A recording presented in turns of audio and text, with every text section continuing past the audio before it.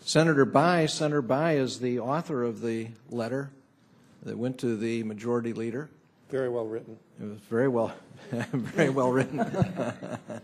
Very thoughtful. You said that with such surprise. And very important. And we're delighted that you're here, Senator Bayh. Please proceed. Thank you, Mr. Chairman, Ranking Member Gregg, Senator Warner. Mr. Chairman, there have been such eloquent statements made by everyone so far. I have a statement that I would like to submit for the record, if that is acceptable to the committee. Without objection. Just a few brief observations, Mr. Chairman. First, who would have thought that the Budget Committee would be the site for the beginning of an institutional insurrection? But here we are. And looking around the witness table and the members of the committee who are present today, many of us count ourselves as pragmatists, not ideologues, as moderates, not extremists. And yet here we are, asking for a change in the way that business is done in Washington. I think that is a pretty eloquent testimony in and of itself about the magnitude of the problem and the urgency that we must bring to doing something about this. I thought it was, George, you warmed my heart listening to you testify. That was a former governor speaking here this morning. Diane, you described yourself as a mayor. I know Senator Warner described himself as a governor. You have your roots in state government. For those of us who've served in that capacity, we're no strangers. Senator Gregg, of course, a former governor. We're no strangers to having to make difficult decisions and to occasionally say no, even if it's not popular, because it's in the long-term best interests of our state, our country, and those who put their responsibility in us. That is the kind of discipline we have to bring to the United States Congress in this important moment.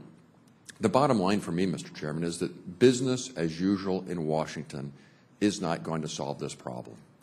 The path of least resistance, which we have trod for so long now, is the path to national weakness.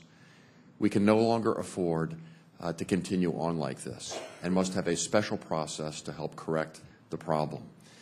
This, to my mind, has its roots in basic human psychology. Some in the Congress like to spend more than we can afford. Some like to cut taxes more than we can afford.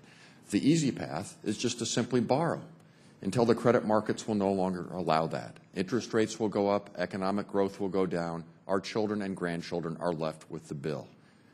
This violates something fundamental in the American character. Every generation in our country, every single one, has been willing to do the difficult work and make the occasional sacrifices so that those who will follow can inherit a better way of life and a stronger country. We are putting that at risk if we are not willing to do the same. So now is the time.